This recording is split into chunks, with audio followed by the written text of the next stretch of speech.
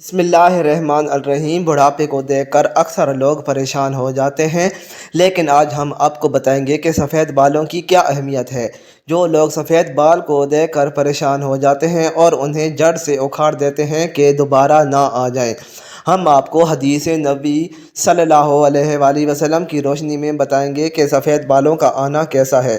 حضرت ابو ہریرہ رضی اللہ تعالیٰ عنہ فرماتے ہیں کہ حضرت محمد صلی اللہ علیہ وآلہ وسلم نے فرمایا، جس مسلمان کے سفید بال ہوں وہ ان کو نہ اکھیڑے، کیونکہ وہ سفید بال قیامت کے دن بندے کے لیے نور بن کر ظاہر ہوں گے۔ سفید بالوں کے بدلے اللہ تعالیٰ جتنی تعداد میں سفید بال ہوں گے، سفید بالوں کے حساب سے اس بندی کی نیکیوں میں اضافہ کر دے گا، اور ایک ایک بال کے بدلے اس کی نیکیوں کو مٹا دیا جائے گا۔ یحییٰ بن سعید سے مروی ہے کہ میں نے سعید بن مسیب کو یہ فرماتے ہوئے سنا ہے کہ حضرت ابراہیم علیہ السلام دنیا میں وہ پہلے فرد ہیں جس نے اپنی مونچھوں کو کاٹ دیا، اور آپ علیہ السلام جب بڑھاپے کو پہنچے تو آپ علیہ السلام کے بال سفید ہو گئے، تو آپ علیہ السلام نے اللہ سے پوچھا کہ یہ کیا ماجرا ہے۔ اللہ تعالیٰ نے آپ علیہ السلام کو جواب دیا کہ اے میرے دوست، یہ میری رحمت ہے۔ بالوں کے سفید ہونے سے انسان کی شان و شوکت اور عزت و وقار بڑھ جاتا ہے اور تمام برے کاموں سے بچنے کی علامت ہے۔ ابراہیم نے عرض کیا، اے میرے مولا، یہ تو تیری بڑی شان ہے، اللہ میرے وقار کو بلند فرما۔ آپ صلی اللہ علیہ وآلہ وسلم کا فرمان عالی شان ہے کہ جو مسلمان بوڑھا ہو گیا تو اس کا بڑھاپا اس کے لیے قیامت کے دن نور بن کر ابھرے گا۔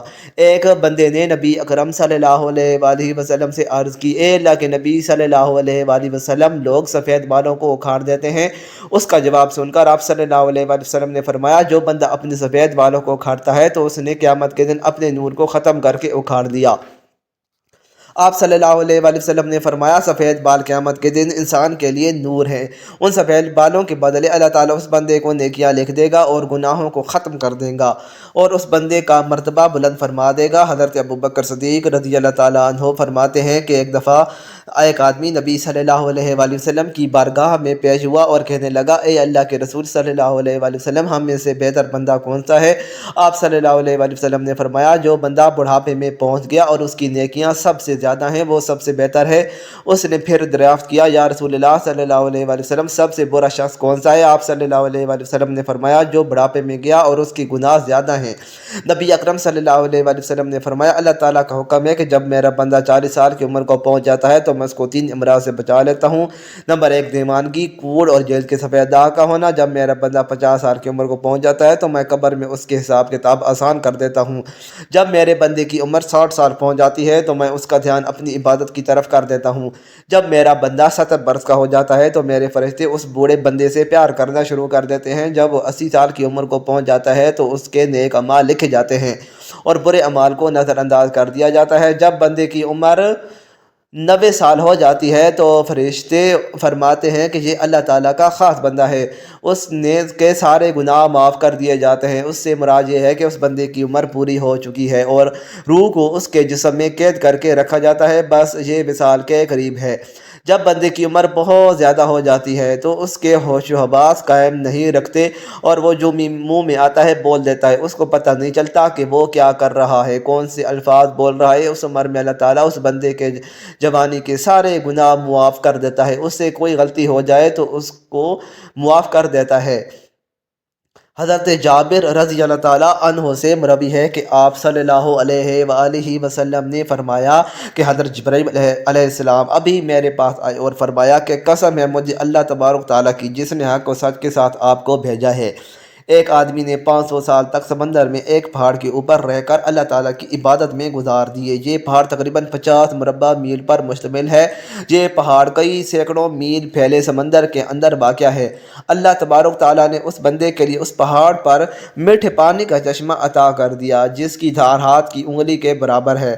اس پہاڑ کے پاس ایک انار کو اگا دیا ہے جس پر ہر دن ایک انار لگ جاتا تھا۔ وہ بندہ پہاڑ سے نیچے آتا، انار سے پیٹ بھر کر وضو کرتا اور خدا کریم کی عبادت میں مصروف ہو جاتا تھا۔ جب وہ نیک بندے کی موت کا وقت آیا تو اس نے اللہ تعالیٰ سے دعا کی، اے اللہ میری موت سجدے کی حالت میں آ جائے اور میرے جسم کو پاک صاف جگہ پر محفوظ کر دیا جائے، اور جب قیامت کے دن مجھے زندہ کیا جائے تو سجدے کی حالت میں زندہ کیا جائے۔ اللہ تعالیٰ نے اس کی یہ خواہش کو پورا کر دیا۔ ہم آسمان پر جاتے ہیں اور زمین پر اترتے وقت اس کو سجدے کی حالت میں دیکھتے ہیں۔ روز قیامت جب اس شخص کو اللہ تعالیٰ کی بارگاہ میں پیش کیا جائے گا تو اللہ تعالیٰ اس کو فرمائے گا اے میرے بندے میری رحمت سے جنت میں چلا جا۔ تو یہ بندہ سوال کرے گا اے اللہ مجھے میرے نامہ اعمال کی وجہ سے جنت میں کیوں نہیں بھیجا جا رہا؟ بات یہی قصہ ہوگا۔ پھر اللہ تعالیٰ فرمائے گا جا بندہ میری رحمت سے جنت میں چلا جا۔ تو بندہ کہے گا اے اللہ میرے عمل کی وجہ سے مجھے جنت کیوں نہیں عطا کی جا رہی؟ تو اللہ تعالیٰ نے فرمایا کہ تجھے جو نعمتیں میں نے عطا کی ہیں اس کا اور تیرے عمل کا دونوں کا حساب کتاب ہوگا۔ صرف آنکھ کی عطا کی گئی نعمت سے اس کے 500 سال کے سارے نیک اعمال ختم ہو جائیں گے اور باقی سارے اس کے جسم پر جو احسان ہوں گے وہ زیادہ ہوں گے۔ اللہ تعالیٰ فرمائے گا اس بندے کو جہنم میں ڈال دو۔ جب اس کو جہنم میں لے جانے کے لیے پکڑا جائے گا تو وہ بندہ کہے گا اے اللہ تعالیٰ مجھے اپنی رحمت کے ذریعے جنت میں بھیج دو۔ اللہ تعالیٰ فرمائے گا میرے اس نیک بندے کو ادھر لاؤ۔ جب اس کو لایا جائے گا تو اللہ تعالیٰ فرمائے گا تجھ کو پیدا کرنے والا کون ہے؟ وہ بندہ کہے گا اے اللہ تعالیٰ آپ ہی مجھے زندگی دینے والے ہیں۔ پھر اللہ تعالیٰ فرمائے گا تجھ کو 500 سال تک زندہ رکھ کر عبادت کی توفیق دینے والا کون ہے؟ وہ جواب دے گا یا اللہ آپ نے مجھے زندہ رکھا اور عبادت کی ہمت دی۔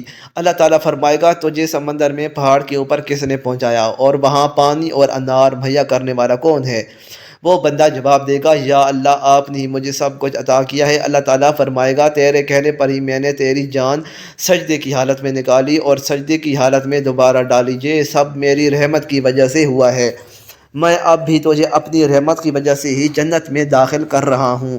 حضرت جبرائیل علیہ السلام نے فرمایا اے اللہ کے نبی صلی اللہ علیہ وآلہ وسلم دنیا و آسمان میں جو کچھ ہے وہ اللہ تعالیٰ کی رحمت ہے۔ خدا بند کریم سے دعا ہے کہ ہم کو بھی اپنی رحمت سے جنت میں داخل کر دے، آمین۔ مزید اچھی ویڈیوز کے لیے چینل کو سبسکرائب کریں، ویڈیو کو لائک اور شیئر کرنا نہ بھولیں۔ شکریہ۔